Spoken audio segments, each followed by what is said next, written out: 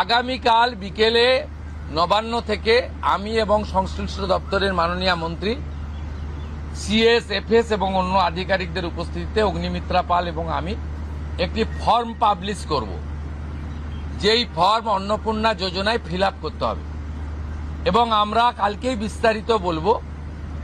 কারণ এনরোলমেন্ট যখন যত তাড়াতাড়ি করবেন তত বেনিফিট আমরা দিতে পারব।